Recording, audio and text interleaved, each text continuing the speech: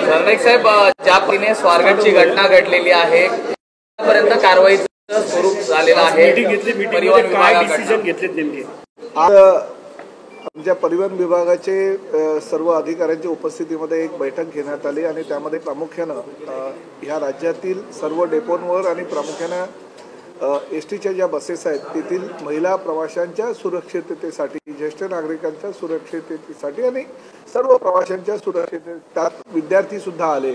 आम्ही अतिशय महत्त्वपूर्ण काही निर्णय घेतले. त्यात प्रामुख्यानं एका IPS अधिकाऱ्याची नियुक्ती करण्यासंदर्भातला जो निर्णय तो आजपर्यंत झालेला नव्हता. तो निर्णय घेण्याची विनंती आम्ही गृहमंत्र्यांना आजच करतोय.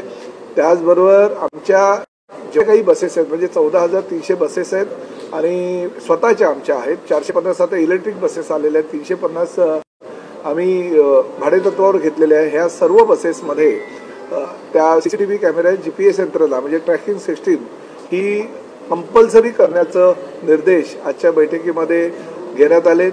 त्याचबरोबर बऱ्याच आमचे बस डेपो जे आहेत त्या बस डेपोमध्ये बसेस बंद पडलेल्या अवस्थेमध्ये आहेत आणि त्याचबरोबर काही 4 व्हीलर गाड्या सुद्धा RTOच्या माध्यमातून त्या ठिकाणी उभ्या करण्यात आलेल्या आहेत. त्याचा सुद्धा गैरफायदा काही समाजकंटक घेत असतात. त्यामुळे ह्या सगळ्या बसेस व 4 व्हीलर गाड्यांचा ताबडतोब म्हणजे 15 डेडलाईन दिलेली आणि 15 एप्रिलपर्यंत त्याचं पूर्णपणे त्या स्क्रॅपमध्ये म्हणजे भंगारमध्ये काढून एक नियोजन करण्यासाठी 1.5 महिन्याचा अवधी दिलेला आहे. आणि त्याचबरोबर स्वच्छतेसाठी प्राधान्य देणार आहोत प्रत्येक बस डेपोवर. आणि जे सुरक्षा रक्षक आहेत ते सुरक्षा रक्षक आज आमच्याकडे 1400च्या आसपास आहेत. ते महाराष्ट्र विविध ज्या सेवा आहेत त्या माध्यमातून आम्हाला मिळालेल्या आहेत. 3 एजन्सीच्या माध्यमातून ते 2700 सुरक्षा रक्षक आहेत. महिलांची संख्या त्यामध्ये फार कमी आहे. ती संख्या किमान 15 ते 20% असावी अशा प्रकारचा मतप्रवाहाच्या बैठकीमध्ये निघाला आणि तशा प्रकारची मागणी आम्ही सुरक्षा मंडळाला करणार आहोत. त्यामुळे ह्या राज्यातील ST महामंडळामध्ये जास्तीत जास्त सुरक्षा महिलांना देणं, त्याचबरोबर अशा काही घटना भविष्यामध्ये घडू नये यासाठी अजूनही काही उपाययोजना सुरक्षिततेच्या दृष्टिकोनातून आखता येतील का याची आम्ही आज चर्चा केली. आणि AI टेक्नॉलॉजीचा वापर करून सर्व बस स्थानकामध्ये आणि सर्व ST मध्ये ह्या AI टेक्नॉलॉजीच्या माध्यमातून नवीन नवीन सुधारणा आम्ही करणार आहोत. CCTV काही ठिकाणी बंद आहेत अशा आणि प्रामुख्यानं सर्व बस स्थानक जी आमची आहेत 580 आणि 251 ह्या सर्व बस स्थानकाचं आम्ही सुरक्षतेच्या दृष्टिकोनातून ऑडिट करण्याचे आदेश सुद्धा आज पारित केले. सर, काही ठिकाणी जे CCTV आहेत ते देखील बंद आहेत. 2017ला त्यावेळेसचे मुख्यमंत्री देवेंद्र फडणवीस यांनी सांगितलं की पूर्ण बसेस ज्या आहेत त्या CCTV करू. नाही बघा, ज्या ठिकाणी आता हे बसेस ST स्थानकाचं आणि सगळ्या डेपोंचं ऑडिट केल्यानंतर ज्या ठिकाणी ह्या त्रुटी आहेत त्या त्रुटी तर आमच्या निदर्शनास येतीलच. परंतु एक गोष्ट ही मान्य करावी लागेल की काल जो आरोपी आहे त्या आरोपी पकडण्यामध्ये महत्वाची भूमिका जर कोणी निभावली असेल तर ते आमच्या ST डेपोमध्ये जे CCTV कॅमेरे होते त्या कॅमेऱ्याच्या आधारेच पोलिसांनी त्या गुंड प्रवृत्तीच्या समाजकंटक कोण आहे हे कळलेलं आणि अनेक CCTVचे फुटेज आम्ही पोलिसांना सुद्धा हस्तांतरित केलेले आहे. त्यामुळे स्वारगेट डेपोमधली CCTVची यंत्रणा चांगल्या प्रकारे कार्यान्वित होती हे सिद्ध झालंय. परंतु जर दुसऱ्या डेपोमध्ये अशा प्रकारची कुठली जी CCTV यंत्रणा कार्यान्वित नसेल तर निश्चितपणे त्यामध्ये सुधारणा केली जाईल. सुरक्षेसंदर्भात जो IPS अधिकारी आपण नेमणार आहात त्याचं नेमकं कामाची पद्धत किंवा काय या सुरक्षिततेच्या दृष्टीने मी मध्यंतरीच्या काळामध्ये गुजरातमध्ये गेलो होतो, कर्नाटक, त्या सगळ्या राज्यांमध्ये IPS अधिकारी ह्या सुरक्षिततेच्या दृष्टिकोनातून राज्य शासनाच्या माध्यमातून निर्माण केलेलं आहे. आमच्या सुद्धा डिपार्टमेंटला IPS अधिकारी नेमावा असं तरतूद आहे. परंतु ती मध्यंतरीच्या काळामध्ये ती नेमणूक झालेली नाही. ती नेमणूक करावी अशा पद्धतीची गृहमंत्री आणि राज्याचे मुख्यमंत्री देवेंद्रजी फडणवीस यांना करणार आहोत. सगळे डेपो नाही, आता बघा, IPS अधिकारी नेमून ते गृह खात्याची जबाबदारी आहे. गृह खातं त्यांच्या अंडर काय काय जबाबदारी देणार हे माननीय मुख्यमंत्री ठरवतील.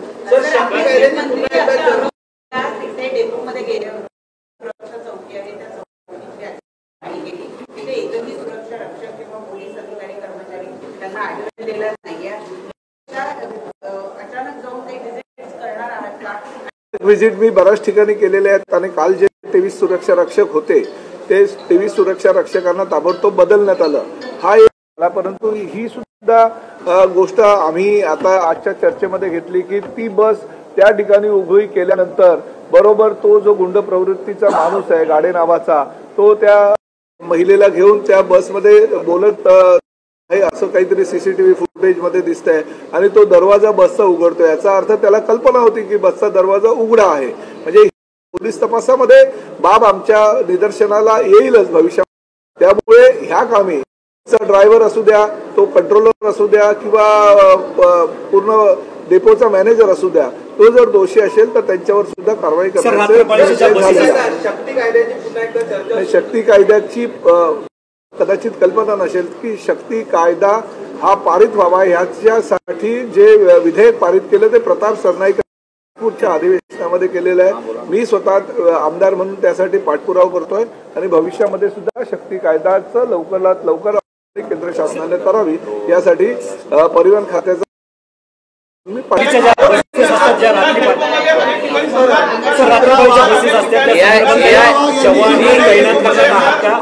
एकेकाने विचारलं AI टेक्नॉलॉजी जी आहात त्यातनं नेमकं काय म्हणजे कशा पद्धतीने सुरक्षेचा नाही बघा, आज नवीन नवीन टेक्नॉलॉजी येत राहतील. आता AI टेक्नॉलॉजी मध्ये कॅमेरा टू कॅमेरा सुद्धा एकमेकांशी एक कॅमेरा दुसऱ्या कॅमेऱ्याला सांगत असतो की अशा अशा पद्धतीच्या ह्या घटना मी कव्हर करतोय, तर एक कॅमेरा दुसऱ्या कॅमेरा सुद्धा सांगत असतो. आणि शेवटी कंट्रोल मध्ये AI टेक्नॉलॉजीचा वापर करून जास्त सुरक्षितता कशी मिळेल त्या टेक्नॉलॉजीचा तो भाग आहे. तो विषय जरी वेगळा, आज तारखेला AI टेक्नॉलॉजीचा वापर सगळीकडे होतोय, त्याचा जास्तीत जास्त वापर सुरक्षिततेसाठी करण्याचा आमचा मानस आहे. पोलिसांनी डेपोतले अधिकारी आहेत तक्रार पोलीस स्टेशनला दिली होती, अशीच काही तक्रार आणखी डेपोची आहे का? कारण त्या आजच्या ह्या चर्चेमध्ये तो विषय झालेला नाही. आज फक्त स्वारगेटचा विषय आणि त्याचबरोबर राज्यातील सगळ्या डेपोमध्ये सुरक्षिततेविषयी आणि विषयीचा चर्चेला नाही.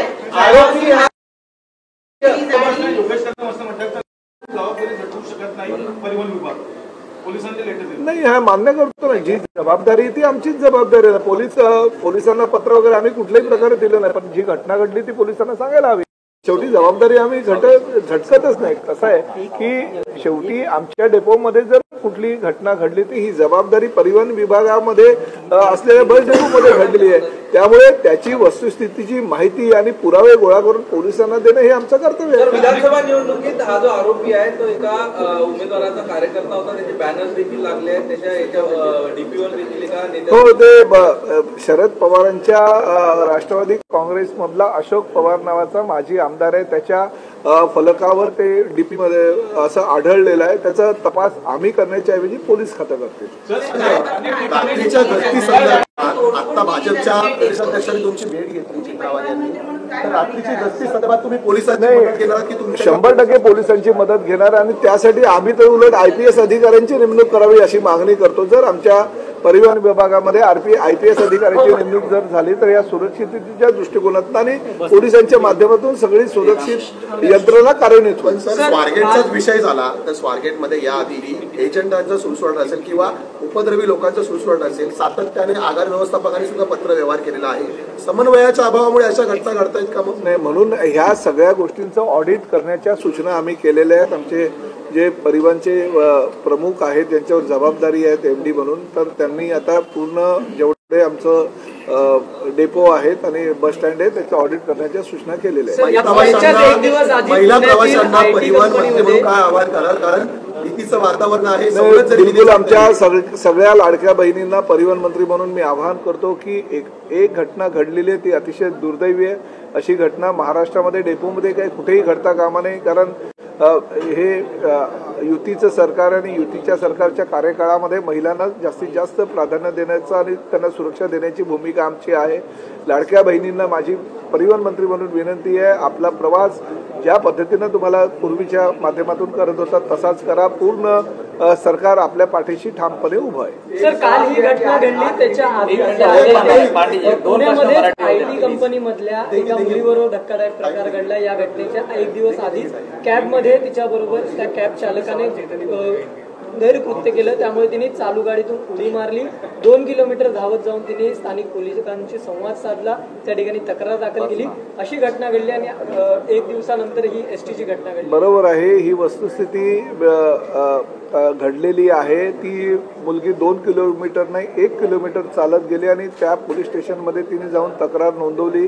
त्या कॅबच्या चालकाला ती वारंवार सांगत होती की तू गाडी थांबव, परंतु त्याने गाडी थांबवली नाही आणि ती अजून जोरानं गाडी तो चालवत असताना हिने उडी मारण्याची धमकी दिल्यानंतर त्यांनी रस्त्याच्या कडेला गाडी थांबली. मुलीनं ताबडतोब जाऊन तक्रार दिली. त्यामुळे अशा घटना भविष्यामध्ये घडू नये यासाठी राज्य शासन प्रयत्नशील. 2019 पूर्वीच्या ज्या नंबर प्लेट्स आहेत, हाय सिक्युरिटी नंबर प्लेट्स, या संदर्भात अरे आता बाबा हा फक्त एक महत्वाचा प्रश्न आहे. ते येणारच आहेत ना. 30 तारखेची डेडलाईन आहे. 30 तारखेची डेडलाईन नाही, ती डेडलाईन आपण एप्रिल पर्यंत वाढवलेली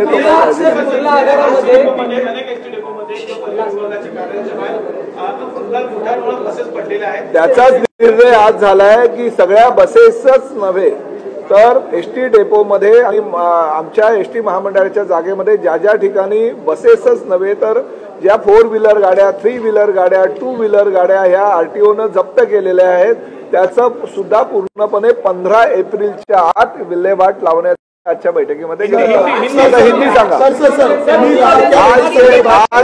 आज ये बैठक में ऐसा निर्णय हुआ कि मंडल के पास एक IPS अधिकारी देना चाहिए परिवहन विभाग के लिए और हमारे सरकार के माध्यम से हम ज्यादा से ज्यादा सुरक्षा देना चाहते हैं. हमने ये निर्णय लिया कि जितने भी हमारे ST डेपो और बस स्टैंड है पूरा सिक्योरिटी के हिसाब से पूरा उसका ऑडिट किया जाए और ऑडिट करके जो जो कमियां उसमें हो वो कमियां हम के साथ में हमने ऐसा किया कि आज हमारे पास जो सिक्योरिटी गार्ड है वो बहुत ही कम है. 2700 सिक्योरिटी गार्ड है, उसमें कितना हम बढ़ा सकते हैं इसके लिए भी हम कोशिश करेंगे. और साथ में सिक्योरिटी गार्ड की जो संख्या कम है उसमें भी 15 से 20% जो है वो बढ़ना चाहिए, ऐसी हमारी मांग है. हम राज्य के मुख्यमंत्री जी और गृह मंत्री जी को एक IPS अधिकारी की नियुक्ति तुरंत की जाए, ऐसी हमारी माध्यम से मांग रहेगी. और दूसरी रही बात, जो स्क्रैप की गाड़ियां है भंगार हो चुकी है वो हमारे डेपो में और पे बहुत सालों से पड़ी हुई है. कुछ 4 व्हीलर है, 3 व्हीलर है, 2 व्हीलर है. 15 अप्रैल तक डेडलाइन दी गई और 15 अप्रैल तक हमें पूरी की पूरी स्क्रैपिंग की हमने जो मुहिम है RTO डिपार्टमेंट और हमारे ST महामंडल ज्वाइंटली करेगा और पूरा का पूरा डिसीजन उसके ऊपर निर्णय होगा. सारे डिपो के सुरक्षा ऑडिट का भी आदेश दिया गया है. साथ ही किस तरीके की टेक्नोलॉजीज और चीजें इस्तेमाल की जाएंगी ताकि देखिए बहुत जैसे दिन बढ़ते जाते नई नई टेक्नोलॉजी आती रहती है और AI टेक्नोलॉजी का उपयोग हमें सभी जगह पे हम ज़्यादा से ज़्यादा करते हैं. हमारी 14,300 बसेस खुद की है. 450 जो बसेस है हमने जो इलेक्ट्रिक बसेस हमारी आई है. साथ ही में हमारे पास 350 जो भाड़े से ली हुई बसेस है तो 15,000 के पास आसपास हमारी बसेस है. उसमें हम पूरा का पूरा CCTV कैमरा उसमें होना चाहिए, पैनिक बटन होना चाहिए. साथ ही में सब बसेस को लॉक सिस्टम अच्छी तरह से होनी चाहिए और हम GPS यंत्रणा जो है उस पर लगाने वाले हैं. ये सभी चीजें जो है हम आगे के 2 से 3 महीने में करने वाले हैं और महिलाओं को ज्यादा से ज्यादा सुरक्षा देने का हमारा प्रयास है. आप जब से इस मिनिस्ट्री में आए तब से आप ये मिनिस्ट्री के लिए आप काम कर रहे हैं कि किस तरीके से इसकी छवि सुधार हो और सारी न्यू टेक्नोलॉजीज इस पर इन्वर्ट हो. But sir at this point the main important मुद्दा हियर इज कि हम विपरीत हालात देख रहे हैं. स्वारगेट पे भी हमने देखा कि वहाँ के डेपो के डिप्टी ने भी एक खत लिखा था ये बताते हुए कि यहाँ पे कई स्क्रैप बसेस हैं. नंबर 1 डार्क ब्लाइंड स्पॉट्स हैं, वहाँ पे भी कोई नहीं रहता है, पेट्रोलिंग नहीं होती है. अब इसके विपरीत हमने देखा योगेश कदम एमओएस होम ने यह बताया कि पेट्रोलिंग बराबर हो रही थी क्योंकि स्वार गेट पे पूरी व्यवस्था नहीं थी, बस की तकनीक में खराबी थी, इसके चलते ऐसी जो घटनाएं हैं वो सामने आई है। ये सर सरकार में ही हम विपरीत चीजें देख रहे हैं, एमओएस आप पे टाल रहा है, इससे ब्लेम नहीं, देखिए ये जिम्मेदारी सरकार की है और ये हमारा डिपार्टमेंट है, हमारा डिपार्टमेंट जिम्मेदारी झटकेगा नहीं। हमारे बस डिपो के अंदर अगर ये घटना घटी है, ये घटना की हम निंदा करते हैं, ऐसी घटना हमारे यहाँ पे नहीं, दुनिया में कहीं पे भी नहीं होना चाहिए, हम इसकी निंदा करते हैं, मगर साथ में ये भी मान्य करते हैं कि एसटी डिपो में ये घटना घटी है, एसटी बस में ये घटना घटी है, तो उसके साथ साथ हम भविष्य में ऐसी घटनाएं कहीं पे भी घटनी नहीं चाहिए। इसके लिए हमने जो निर्णय लिया वो निर्णय के अधीन रहते हुए हम हर बस में अभी सीसीटीवी कार्यान्वित करेंगे, जीपीएस यंत्रणा कार्यान्वित करेंगे, हम महिला सुरक्षा रक्षक बढ़ाएंगे, हम पूरे हमारे डिपार्टमेंट के लिए एक आईपीएस अधिकारी की मांग कर रहे हैं जो पुराने कुछ कार्यकाल में निश्चित की गई थी, मगर आईपीएस अधिकारी अभी तक मिला नहीं था। तो ये सब चीजों को देखते हुए भविष्य में ये हमारा महामंडल कितना अच्छा चल सके और हमें ज्यादा से ज्यादा लोगों को कैसी सुविधाएं देने के लिए हम प्रयत्न कर रहे हैं। सर कुछ बातें लॉन्ग टर्म की हैं, कुछ बातें शॉर्ट टर्म की है, लेकिन अभी भी कई बस डिपो ऐसे हैं जहाँ पे लाइटिंग की व्यवस्था नहीं होगी, अंधेरा होगा। देखिए इसलिए तो मैंने कहा कि जो चीजें हैं हमने ऑडिट, हमारे जो भीमनवार साहब है एसटी महामंडल के अभी प्रमुख है, परिवहन ट्रांसपोर्ट डिपार्टमेंट के भी प्रमुख है, हमने अभी ऐसा निर्णय लिया कि जो जहाँ पे चीजें होती है और जहाँ सिक्योरिटी की यंत्रणा बराबर नहीं है तो उसका ऑडिट किया जाएगा।